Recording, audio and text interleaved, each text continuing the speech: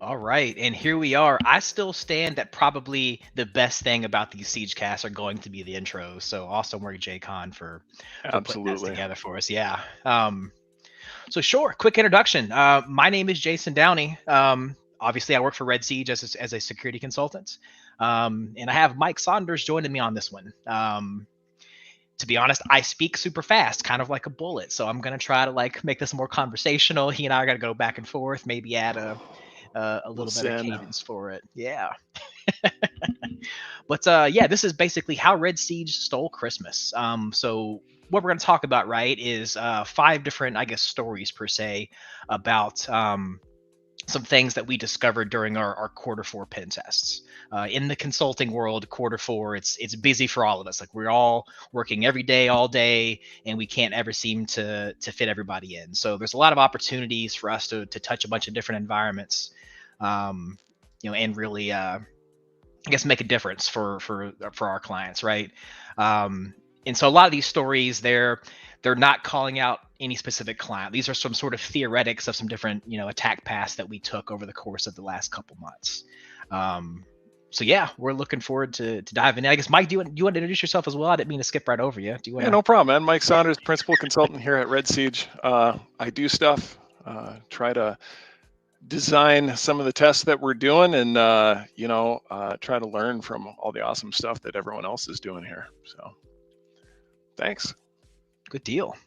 Well, yeah. So for those of you that have questions along the way, I'm mostly going to be paying attention to Discord. So if you have questions, try to put them there, and then JCon's gonna also keep me posted if for on YouTube, et cetera, et cetera. And we'll try to address those as we go. For those of you that are following along, there's going to be very little slides. Mostly, it's going to be when we talk about tools, just what the tool is and where to grab it.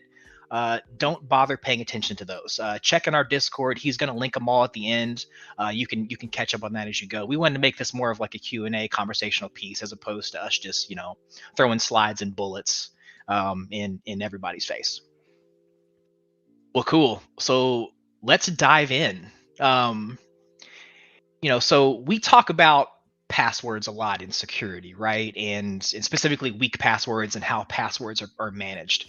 And specifically, if you have services that are facing externally, for example, one thing that I had done in Q4 was we found out that one of our clients had their resources hosted in Microsoft 365. And so after doing, the open source intelligence and figuring out, some email addresses, we're like, well, what can we do, right? We have this list of addresses. Like, let's start spraying for some common passwords. Um, and so sure enough, like we use that we talk about all the time, the fall 2021 combination, because it's fall of 2021, which comes winter 2021 and then spring 2022. We talk about these things very often, but it, it's because they actually work. I mean, like I think last year I maybe jumped the perimeter, as in going from an external pen test to an internal pen test, maybe 3 times, doing sort of that open source intelligence and password spraying. I mean, what do you think, Mike? Is that about the Yeah, same way? Yeah. yeah, it's there's kind of two different approach paths. We have external to directly internal through a VPN, and the VPN is not protected with any kind of two-factor.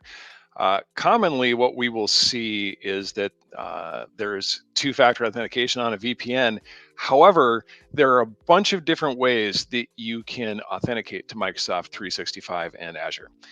And some of those are not protected by MFA from time to time. So that's where a tool like MFA Suite from Bobola comes in handy.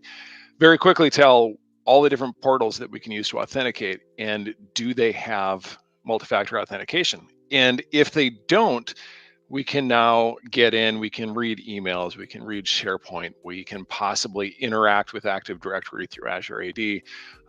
And if you've been reading some of the stuff that's been coming out, there's some opportunities to move internally through that way as well. So the big takeaway is strong passwords and multi-factor authentication. Absolutely. Yeah, I know you mentioned, O365 spray, and MFA sweep. In one thing that we do want to try to point out at the end of each one of these stories, right, is what are some things that you, as for those of you that are on the blue team side or the defender side, how can you repeat these actions, and then what are some steps that you can take, to basically prevent us from doing this if you were our clients. So Mike mentioned, definitely enable and verify that 2FA, and then do some of those self password audits. O365 spray if you're spraying externally. If you want to spray internally, against either, like directly against a domain controller, we recommend either using Kerbroot or the domain password spray utility. Yeah, and another one we've started using pretty recently in things like Assume Breach, where we're operating through a Cobalt Strike beacon, is Sharphose. It's by Mike Felch. You Stay Ready is his GitHub, and Sharphose is basically a C# implementation of a password spraying that is aware of fine-grained password policies and can pull those. And the important part about fine-grained password policies is that you can enumerate all the password policies in the domain, figure out what's the most restrictive one that's most likely to cause lockouts, and then not spray more often than that, because locking out an entire company is not fun. So you want to avoid that. So use tools that can help you avoid that. Absolutely. And what did I tell you? Like, spray responsibly. Yeah. Pro tip for those of you that work in consulting pen testing: ask your client what their password policy is, and then always err way on the side of caution. And be sure to have them validate that, right? Because if they say it locks out 5 times in 30 minutes after using 5 bad attempts in 30 minutes, you maybe want to spray twice in 30 minutes, because you got to take into consideration when normal folks are actually logging in and failing from typos and whatnot, and then maybe they don't always know what their password policy is. Not that we've ever had that happen. Yeah, cool. Let's keep it moving. So the next one. So here I was, I was doing an internal pen test, and basically, in this instance, they gave us a VPN to the inside, and I have my Kali instance, and I'm dropped in their environments, and what am I going to do first, So scanning the network, figuring out what's open. In like most places internally, there's a lot of SMB that's open. So I immediately start seeing, oh, these are open file shares, which, by itself isn't necessarily a problem. But what the problem is, what are people storing on these open file shares? And come to find out, a lot of folks save their credentials either for, like their HR portals, or, their long key for their Cisco switch, or, their SQL servers. They typically have some files saved on their computer that shows that, or that so they can refer to when they log into these things. And then they've inadvertently shared them out to the network, where either, the entire public can find it, or, certain accounts have that access. So some of the common places that we look when there's these, these domain shares that are shared are web.config files. So web.config files, they control how like a site behaves. They're found in the www root folders. And they contain a lot of hard-code credentials, everything from SQL credentials and everything else. So definitely always look for web.config files. .SQL files, .xls files. There are notepad files that are found on desktops in my documents that a lot of times are just labeled password or login, or different forms of that. Another place to check out is Unintended Xmls. Those are found in the C drive, C Windows, and then C Windows Panther. The Unintended Xmls are used when systems administrators have like automatic Windows configurations, and those credentials are actually hashed in there. So those are some very common places that you can look on those internal pen tests. Any other places that you can think of common that we find stuff? Yeah, there's a few really good ones. Along that line of the web.config, anytime you have a .NET application, you end up having these .exe, .config, or .dll.config files that go along with them. So lots of times we find on file shares, not just the web.config, but these other .NET configs, and they contain either SQL connection strings or other credentials that are used, for instance, for binding a service. So we're going to run this service as this username. That's a great one. Another one is looking in the PowerShell console host _ history file. You'll find that in your user profile in the app data roaming Microsoft Windows PowerShell, and I'll drop that down in Discord. But that folder is essentially the history file, if you're familiar with Linux history, for PowerShell. And lots of times people will create a credential object. And instead of using get credential and being prompted for the credential, they will just create a credential with the creds right in the command line. And that will be stored in that file. Another one that I have had success with and is a lot of fun, people like to use Onenote. It comes on pretty much every Windows computer out there now these days. And so if you look in the Onenote files that are going to be in the user profile, and sometimes depending on how profile syncing is done, you'll find it in their OneDrive folder. And the OneDrive, you can just grab those files, open them up in your own OneNote, and then view whatever's on there. And a lot of times there's a lot of passwords on there too. Definitely, especially if if they are living in Microsoft 365, and that OneNote is actually you can access that internally if you find some passwords, or I'm sorry, externally if you're doing password spraying. Back to the first story, right? That you could get credentials that way. So yeah, there's all those common places, So as a defender, be sure that you're doing regular audits of your shared drives. Because so in this specific instance, right? So not only did I find some valid service account credentials, turns out this account had DC sync privileges, which basically allowed me as the attacker to emulate another domain controller and replicate a bunch of stuff. Long story short, now that I've replicated, I have all these password, these user password hashes, and we cracked a bunch of them, right? So we went from what a developer thought was some credentials that were hanging out in a document that only he had access to, that I found, that ended up leading to full compromise of this environment. So there was a fairly easy level up in a sense just from discovering those credentials. I guess some ways that ways around that. I know you've had familiarity with the Microsoft Deployment Toolkit, right? That's something you've worked with in the past. Yeah. So Microsoft Deployment Toolkit is another share to be looking for. Windows Deployment Services and Microsoft Deployment Toolkit kind of work together, and they're ways of building an image for having a gold image for your company, for let's say Windows 10 21 H1 or whatever the version is. You've got a gold image for it, and in that file you're going to find a few different things, or in that share, I should say, you're going to find a few different things, and you're going to find a file for bootstrapping the whole process. And that's going to contain credentials for the account that's going to log into the domain to add the machine to the domain when it's first getting deployed. What happens when that machine joins the machine, or when that account joins the machine to the domain, it is set as the owner of that object and has all extended rights to that object. So if you can recover that password from the Microsoft Deployment Toolkit share, which is usually in a share called production share $, if you can access that share and access that password, and the environment is using lapse with the all extended rights attribute or permission, you can now pull the lapse password for any of the workstations or machines that are joined to the domain with that account. So that can be a lot of fun.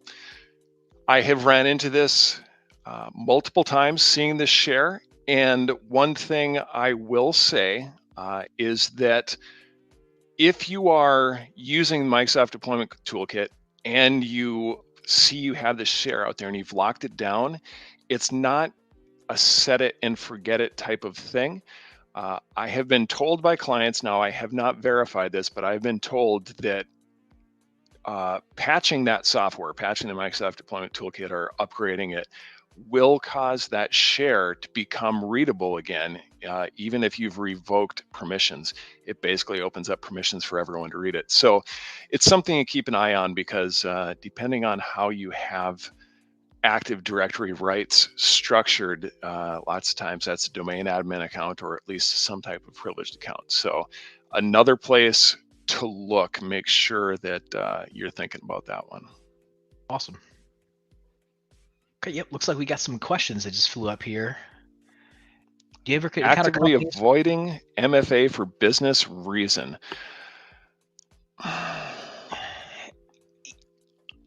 Ooh, I mean, yes, but no at the same time.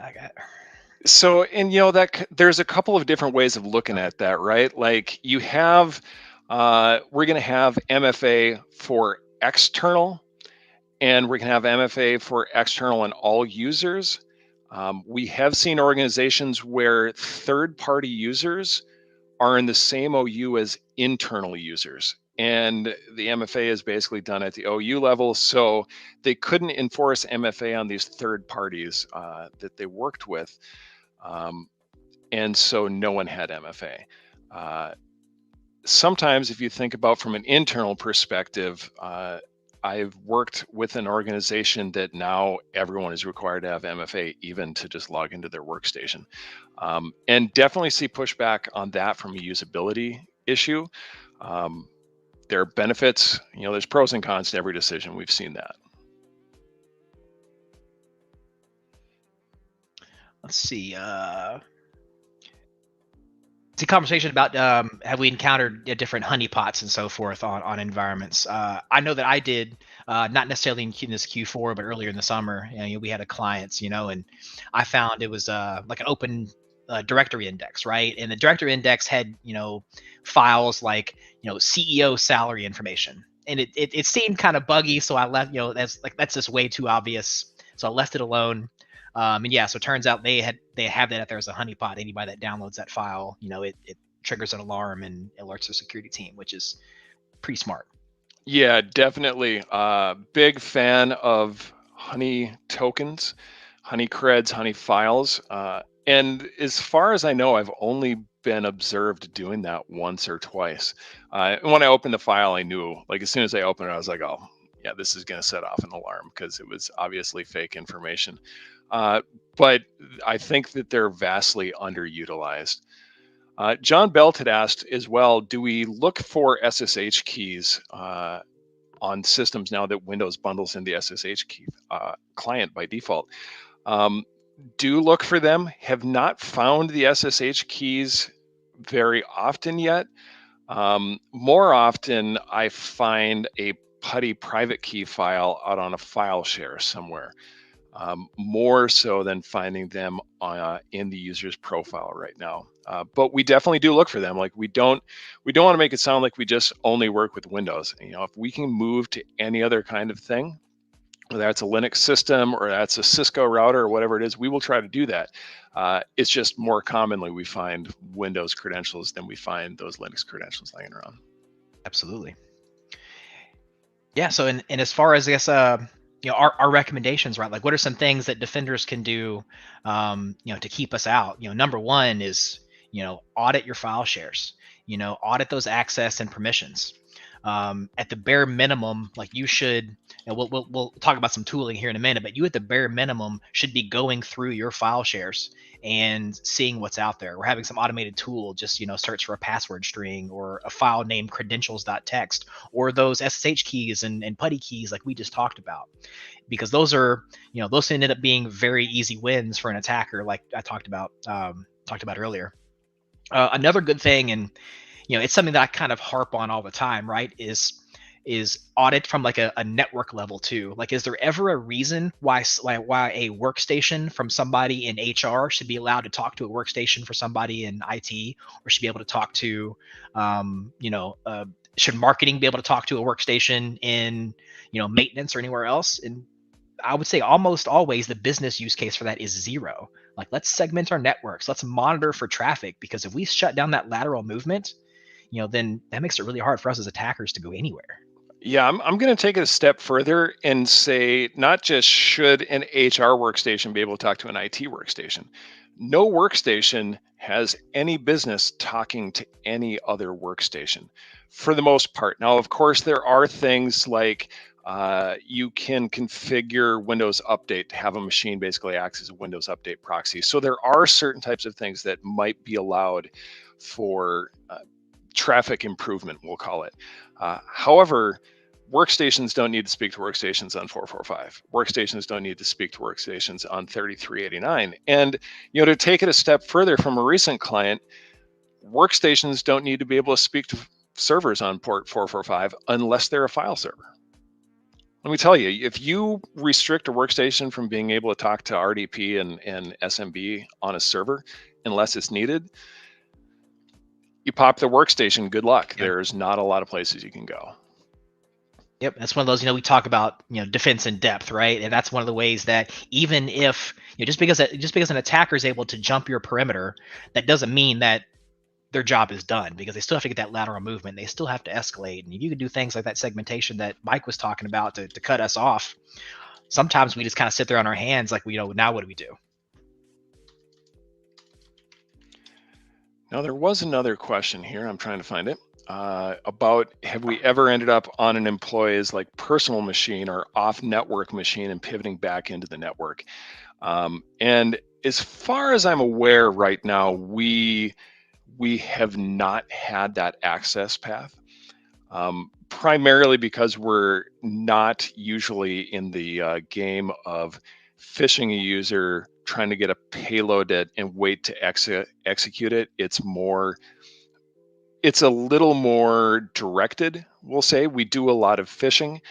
However, phishing and waiting for a user to execute a payload is a different thing. And because of the waiting game, time is money. So usually clients have us go a little more direct route, just so that we're not sitting there. Hey, is someone going to click that? Absolutely. Yeah, so real quick, let's talk about some tooling that you all can use to, I guess, audit your own file shares. Definitely, start with PowerView. There are two modules within PowerView. Took a slide away. The find domain share and the find interesting domain share files. Those can both be ran, obviously anywhere you've got PowerShell, and they will actually, go through your domain and look for file shares, as well as, look for strings and files that it finds for things like password, username, those two things together, and so forth. For a typical internal kind of test where it's just you and your Kali box dropped on their network, you can use a tool that I like called ManSpider, M-A-N Spider, and it does the exact same thing. You configure it to hit all the ports that you find find all the workstations that have SMB open, and then go cursively through the file shares and look for those sort of files that could contain some sensitive data. I just dropped another link into the Discord. Another good tool is Session Gopher. It will go out and search shares for credentials, and it's looking specifically for kind of like session-related files. So things like PuTTY private keys and keys for various password vaults, things of that nature. So another good tool. All right.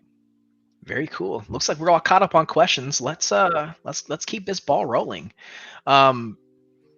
So one of the services that, not just Red Siege, but, other companies offers, we're starting to offer like an assumed breach style test as opposed to a traditional internal.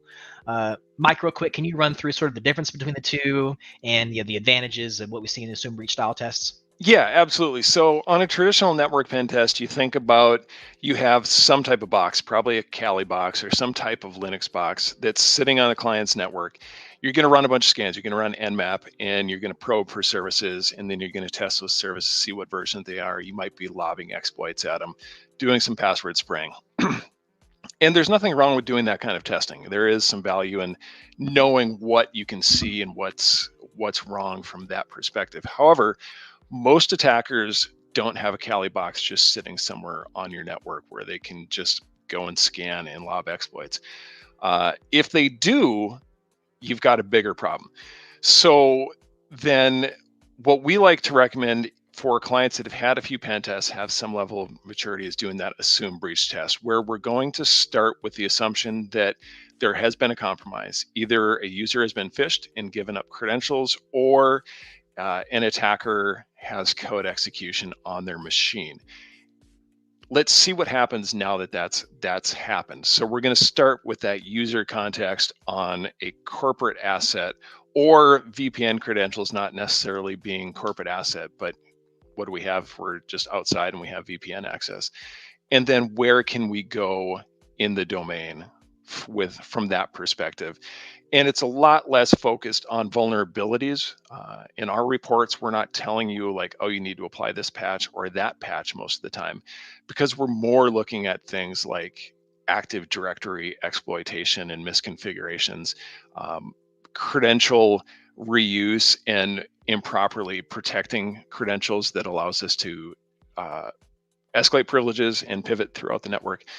So it's more focused on the implication of a breach rather than the mechanics, maybe. That makes sense. Sure. Yeah, and and so I was working on one of those assume breach style tests, once again Q4, and they give us just a standard user account. Ideally, we ask for our clients to give us an account of like a recently, either for an employee that's recently left the company, right? Because when everyone is a brand new employee, you've got minimum privileges, you've got a not a whole lot of access to do whatever job that you've got to do. So we asked for an account of a user that's probably had some scope creep over the time. And so they gave us the account, and I'm browsing around to see what I've got access to. And turns out that this local user was had local admin on his own box, which in general is kind of a no-no. What was even worse is the local users group actually had local admin on like 200 plus systems in the environment. So there was definitely some Active Directory, misconfiguration that took place that they weren't aware of at the time. So what we did, what I did was I ran a tool called Bloodhound. And so what Bloodhound does is sort of do that Active Directory audit for us and shows potential, attack paths that we can use to move laterally around the environment or escalate through the environment. And so ran Bloodhound, and I found out that a domain admin, had an active session on one of the machines that I had local admin to. So found out that same machine had Smb open. We talked about file shares being open, etc. So I was able to upload my payload via Smb, and then using WMI, which is the Windows Management Instrumentation tool, I could execute that from the machine that I started out on. And so what that gave us was now a Cobalt Strike beacon that was under that domain admin. And then so I was able to repeat the same process from the domain admin account to then move laterally to the domain controller, and I now have a high integrity beacon ran by a domain admin on the domain controller, and obviously that's super bad news for our clients. So yeah, Bloodhound definitely is one of the tools that we use pretty regularly. Azure Hound, since a lot of companies are moving to using Microsoft Azure for some of their AD solutions. And yes, that's one of the attack paths that we can find out that stem from giving local admin out to everyone. What are some other, I guess, common attack paths that we see, and those common Active Directory misconfigurations that we like to take advantage of? Yeah, so there are a few different ways, a few different things that we see. One, we see that groups like the domain users group, or some group that contains far too many employees, has access to a certain file share. So as we're going through our file share enumeration, we find out that we get access to the server where development is done, like a file share where development is done. And then all of a sudden we find a lot of .NET configs where we get a lot of credentials. I've seen where mistakenly domain users were given RDP access to some sensitive servers. One was a development server. So we were just able to RDP into the development server and be like, oh, hey, here's all the credentials that we need to elevate all over the network. Definitely have seen that. There is a lot of dark art and mystery in Active Directory permissions and misconfigurations, and I will not, in the slightest sense, try to claim to be an expert. There are a few out there. I am not one of them. However, some of the things that we look at, are can a user RDP into systems, and then for reasons even the client can't explain sometimes, we see where a user will have ownership over certain objects that just doesn't seem to make sense, or a user has, for instance, all extended rights. And all extended rights allows you to do a lot of interesting things to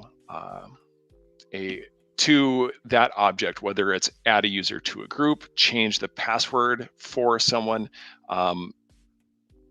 take ownership of the computer, essentially. So Active Directory, run Bloodhound, run Azure Hound.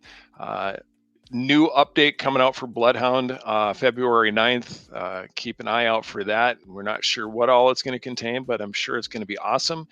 Another thing you can do is use AD Explorer. It's a sysinternals tool, and AD Explorer allows you to enumerate a lot of information from Active Directory, and then there is a Python ingester that can be used to parse that information to upload into Bloodhound, and I don't have the name of that tool. However, if you were to search for AD Explorer, Python, Bloodhound, you will get where you need to go. So definitely get familiar with those tools and use them in your own environment. Someone asked in the Discord, like, should people be doing this in their own environment with, I think the question is about password spraying. Yes, absolutely. As long as the laws allow that, you should be doing that. And everyone should be, running Bloodhound and Azure Hound and looking at those attack paths, because it makes it really simple to see paths for escalation. And once again, I will argue in favor of segmenting your network and reducing permissions, because I was on an assessment recently where SMB was opened almost nowhere. And the firewall is configured in an identity-based rule set versus just a standard layer 3 rule set where this source to this destination. So it didn't matter where you were, it was the user that you were operating as that was important. And if you're a user that doesn't have rights to traverse the firewall, as like most of the domain users didn't have rights to go very far, Bloodhound was not very useful to me. It ran and I got some data, but there were all kinds of attack paths that existed that I was never able to enumerate because of that segmentation. Definitely. And I want to call something. Papa Shell talked about it in Discord, right? He mentioned that that he and his team had purchased like their own cracking rig, and they were actively cracking passwords to show, sort of that inherent risk, to the higher ups of why they need to have a better password policy and so forth. Definitely the first time that you use Bloodhound, if you have a larger environment, it's going to look like crazy spaghetti, right? But you can clean that up, and in the same way that you can use a cracking rig to show weak passwords, you can use a Bloodhound report, which looks like a big picture, right, of steps to take, and you can show it to a higher up and be like, hey, a regular user is 3 steps away from domain admin. We should fix that. Yeah, and definitely it's why I recommend running those tools. You brought up a perfect example. I did an assessment for a company that was a company of companies, we'll call it. There's a bunch of different companies involved. And at some point in the past, they knew that their domains were like a plate of spaghetti. That's literally what the Bloodhound trust map looked like. And one company was tasked with fixing, they were the ones that supported IT, and they were tasked with fixing it. And then the budget got cut and it didn't happen. But none of the other companies that had stakes in this ever validated that it got fixed. They got told it was fixed. So that made for a really uncomfortable debrief call when I was like, well, if you look on page 46 of the report, and they're like, but that was fixed. And I was like, if you look on page 46 of the report. So yeah, definitely run these things, because you can find some surprising results that you didn't know about, that you don't have to be a hacker to figure this stuff out, right? Like if you can run the tool, you are a hacker. if you can run a computer, you're a hacker. And you run those tools and you can see exactly what you need to fix. It looks like we've had a bunch of questions flying in. Real quick, while I see it right now, Mark's Timen asks, for Bloodhound, would this be run from a server? Can I run it from a high-end laptop?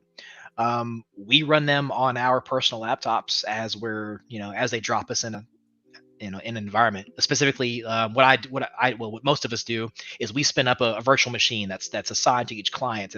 That virtual machine's typically got 4 gigs of RAM, a 20 gig hard drive, and maybe 4 processor cores. These things are not all the tools that we're talking about, other than the actual cracking of passwords, are not very hardware intensive. These are things that could be done from pretty much any normal workstation. Yeah, and if you're not familiar with how Bloodhound works, there's actually 2 pieces. You have a Bloodhound data ingester, something like SharpHound or Bloodhound.ps1. That is the collector. It goes out and queries that information from Active Directory, and we're typically running that on whatever workstation the client gives us to do the test. There are some Linux versions that you can do in Python as well, and do those from a Linux box. But typically we're just running them on a workstation. And then you have Bloodhound itself, which is the visualization tool. And that can be run on pretty much commodity hardware. If you're trying to do some of the bigger queries that involve drawing a lot of edges, having GPU acceleration and more RAM is helpful. But for the most part, this can be done on commodity hardware. Awesome. See, I saw someone say 3 steps away from domain admin is terrifying. And that reminds me, going back to that first thing that we did, which was to say from the external and doing the password spraying. I started out on a Monday morning with it. Basically, here's the company's domain name and supposed to do a pen test external and then eventually move internal. And so I did my OSINT and I got my users and I did a password spray, and it was literally like spring 2018. And I got into the VPN, and from the VPN, the first file share I accessed had an IT folder that I opened up that had what was essentially passwords.txt. And I would have had domain admin before lunch. Or before noon, but I went to lunch. So definitely, it doesn't happen like that very often, but we have seen it happen, and it's terrifying to know that that's all over the place. This was one client there, so there's more. They're not the only ones that have had this. Sure. D-Who, I guess D-H-O-O, D-Who says, would a blue team identify if Bloodhound Collector is ran on a network? Is it noisy? The answer there is hopefully, which I want to segue that to a separate point, right? Is running these tools on an environment and seeing how, and checking on your tooling and seeing how like your SOC analysts react is a great way to guess test these scenarios. That's one of the extra benefits of the assume breach style test is even though they might be able to see us and they're letting us run, they can later go back and be like, okay, yeah, we saw that password spray, we saw that attempted escalation, we saw your failed RDP logins. So you can use these tools to, test your defenders and your when see how they perform, when an actual attacker is trying to do the same things. Yep. I'm looking between all the windows here. I think we're caught up. We caught up? I think we are. All right. All right. So for the next one, this is a little less technical, but also just as important. And for whatever reason, like as much as I talk fast and stutter when I'm doing webcasts, when I'm making social engineering phone calls, it's just butter.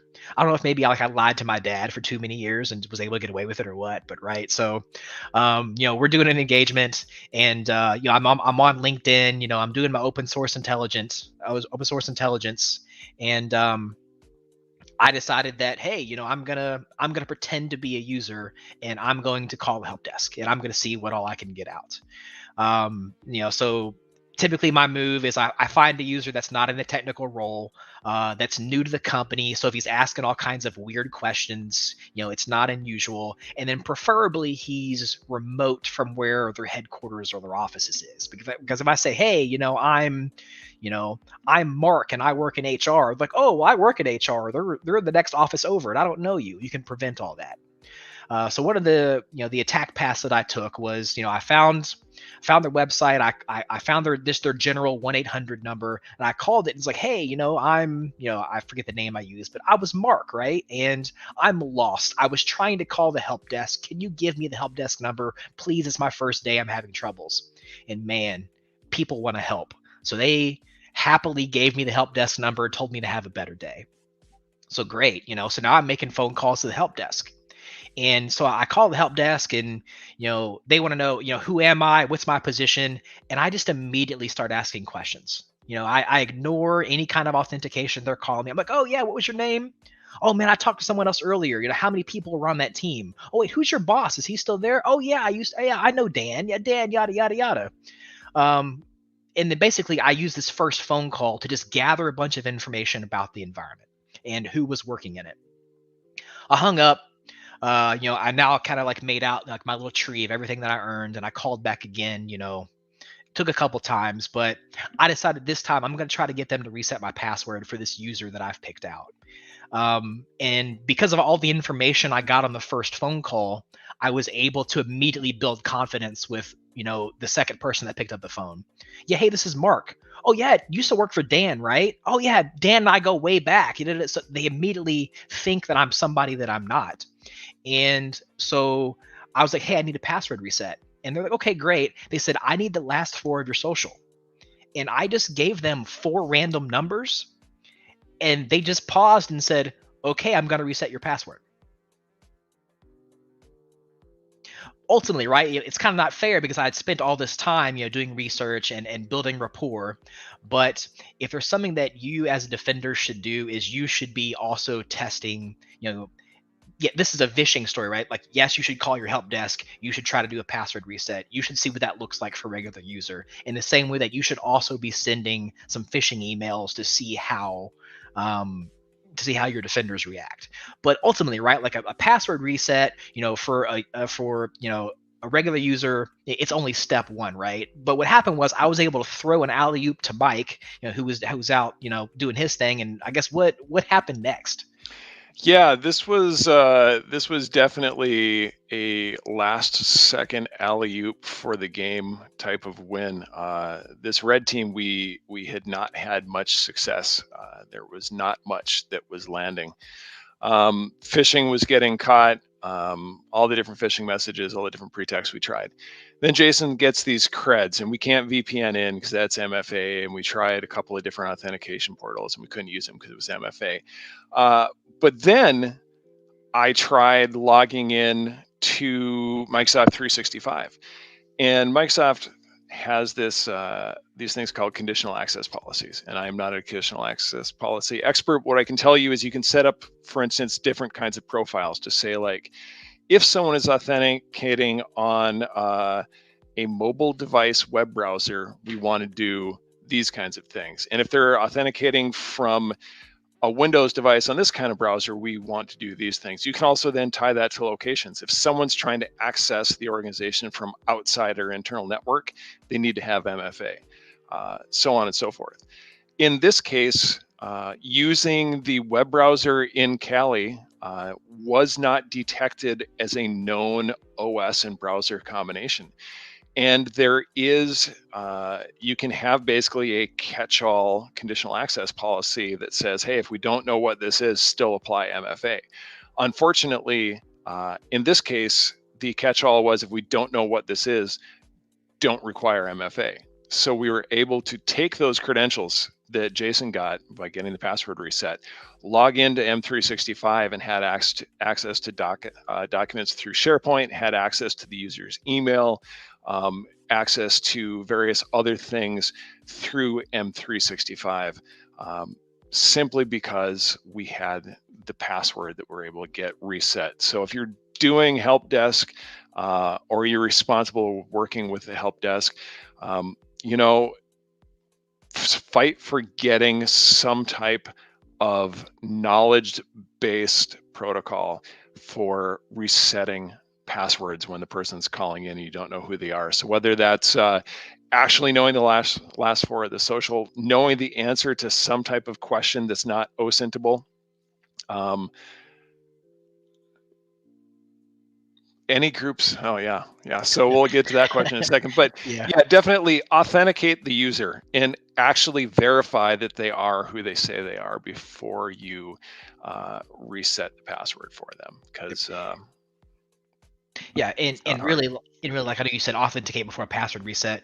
Ideally, your help desk or any sort of internal should be authenticating before they're disclosing any information. Because that first phone call that I made, and I give it to them, like they tried, hey, I need to create a ticket. Let me get your name and email, and I just blasted right through it, right? And a lot of times, I remember being, on the defender side. I remember working in help desk even before that. And security, a lot of times, is considered a hindrance. It's an aggravation when this person has to stop their problem and name, address, phone number, whatever you want to call it. What helps is if we communicate better with our different teams of why these security precautions are in place. And we can do that by running these kinds of exercises, right? This company was able to take, hey, this person got credentials by calling the help desk and skipping these processes. We really need to, to beat this into we need to send this home. Like, we need to make sure everyone is following this all the time. So you can use, these kind of methods in your own audits to show where problems are, even if people don't think they're problems. I think that makes sense. So we got a question from Quincy, whether it's C-suite or HR, are there people that are more susceptible to social engineering than other groups? I can't say that I have done a ton of social engineering so that I'm an expert on it, but people want to be helpful. I don't think there's really any group that's more prone to it than others. Salespeople are really chatty, and their job is talking to people. And, sending an unsolicited document to a salesperson saying like, hey, I want to talk about, this thing. Here's the information you need to get a quote, is probably going to work well. Same with sending things to HR. Hey, I want to apply for this job. Here's my resume. Or as I heard from a woman who was doing a social engineering engagement, one of her favorite things was to email HR with various kinds of complaints that they had to investigate and saying like, here's my documentation in the attachment, and the attachment is the phishing payload, and they had to open it up. So, are there people that are more? I don't know. I think people want to help, and some people are just have to open files more for their job. Yeah, I know it seems a lot of times when we do phishing engagements, a lot of times they say our C levels are off limits. I don't know if that's because that's an easy win or because, they're just too important to be phished. But yeah. Cool. See, couple questions. All right. Well, yeah. Let's dive into the last one. So one technique that we do on almost every, we do it on every internal test is, it's sort of like the sniff test, right? Like we run, specifically in this case, I ran Responder. And so what Responder does is it listens on the network for different types of traffic. Specifically, I'm looking for LLMNR and NBNS traffic. And so when I see that, I know that there might be a chance to perform a machine in the middle attack of someone trying to authenticate, and I can steal that password hash. And so in this case, I was actually able to intercept a password hash and then crack it. And then this password hash actually happened to be for an admin account. And then I was able to just log into the domain controller and created a Red Siege account on their domain controller because I was able to, sort of sniff out, this traffic on the network. And Mike, this is something that we see pretty often. can you share your experience and I guess other ways that we can perform these machine in the middle attacks? Yeah, absolutely. This is not. It's getting better. However, it is still pretty common to see these legacy broadcast protocols out there. And whether that's running Responder on a Dropbox, whether that's running Responder 0 on Windows, running Inve, which is another responder-like tool Kevin Robertson has written that runs on Windows, sometimes just dumping packet captures with something like TCP dump or the Windows firewall packet netsh filter that allows you to dump stuff, or Wireshark, I guess, is something you can do. Definitely, we've seen that happen. And someone asked, how do you prevent Responder from capturing hashes? That is a great question, and we were going to talk about that.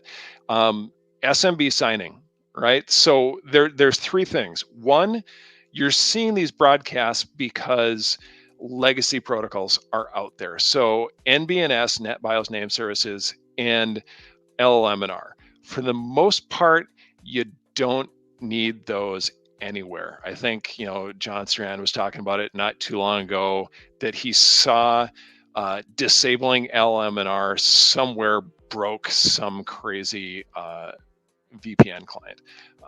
Maybe. For the most part, we've never heard of it actually breaking anything. So disable those legacy protocols. Other things you can't disable or you're not going to want to, like MDNS and DHCP, could be problematic if you look at some of the newer versions of Responder. And how you address that is by turning on SMB signing and requiring SMB signing, so that even if I have to broadcast and my machine sends out a broadcast and Jason intercepts it and says, I'm your Huckleberry, and I start talking to Jason, I'm not going to end up sending my hash to Jason because that SMB traffic to Jason to Responder isn't signed. So then it's not going to be, my machine will refuse to send it because the traffic isn't signed. So enforcing SMB signing is a big one. Definitely. Yeah, and because I kind of glazed over it. So what LLM&R does is, in certain instances, it will allow machines to identify other machines on the network, like if it's looking for a file server, et cetera, et cetera. A lot of times, if you're having issues with LLM&R, it's probably because you don't have DNS configured correctly. Then again, I don't know if anybody's actually got DNS configured correctly, but yeah, so that's what LLM&R does. We talk about disabling it. I don't know if I would just shut it off in the middle of the day. Maybe start a little slowly. Yeah, let's see. Questions. So we caught up. Responder, we got that one. You talked about signing. All right. Well, I don't see any more questions on that one. Did we link the tools? I think we did. I think Okay. Jake Hahn's been popping those up as we've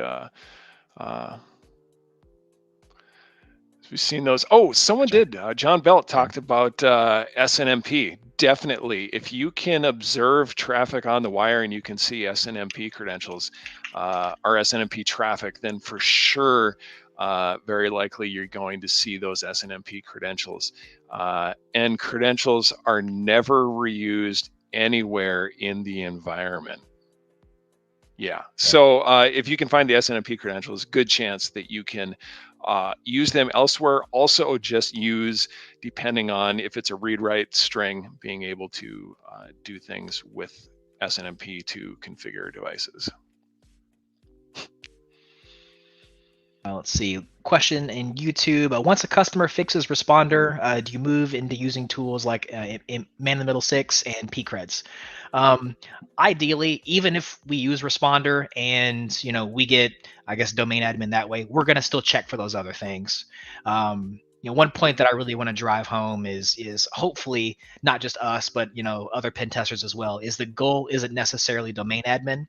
That's a really nice trophy, but we want to make sure that we're testing for as many different avenues as possible, when working with a client. Yeah, and we aren't doing nearly as many of the internal network pen tests where we have the opportunity to run responder as compared to assume breach. We really do assume breach, and so not necessarily about being able to run those tools, but if we can, we will certainly do that because they are effective for sure. Charles, yep, we got Charles on here. He says it's all about the data, and that's absolutely correct. Sure. If I can go through an entire assessment and not escalate to domain admin, and I can get to your data, all the important data, I still absolutely won. What's this important data? I don't know until I ask the client in the scoping call and say, where's the sensitive data? What is the most sensitive stuff? And then if I can find that without ever having to escalate, I mean, Yeah. it might have an implication from a ransomware perspective. You know, if I can't escalate privileges, I might not be able to do ransomware as effectively, but I can still steal the data. Yeah, and Corey and I were actually having the conversation earlier, and we brought up the fact that a very sophisticated attacker is really just going to behave like a domain admin or developer, and that's how they go and detect it for so long. So we got a question: what's the most common low-hanging fruit when you just connect to the environment without any credentials when you connect to the network? You know, default credentials in place on devices. Very often see default credentials on something that then gets us further into the network, whether that's default credentials that allow us to get into IPMI, where we could control a device and power it off, default credentials that get us into various kinds of storage arrays. I've seen that get into NASs that are on the network, and then we grab files off the NAS, and then all of a sudden we've got credentials that get us elsewhere into the network. For sure, default creds, I think, is probably the most common low-hanging fruit. A fun thing I've done before, if you can connect to the printers that are using default creds, I've written a blog on it about getting domain credentials off a printer because it was configured to query LDAP, and then being able to do a machine in the middle attack to get those LDAP credentials, which then got that first foothold into the domain. And so I'm always looking at printers. That's a fun one.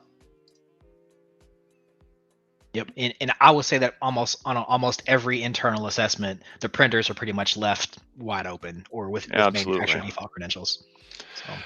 So we're just about ready to wrap up here. We want to thank everyone for being here. Before we bring JCon back in, just a reminder that we are Red Siege, and we've got a lot of different tests that we do. We've been talking a lot about the things that we do on assume breach test here, but we do network pen testing, internal, external, social engineering,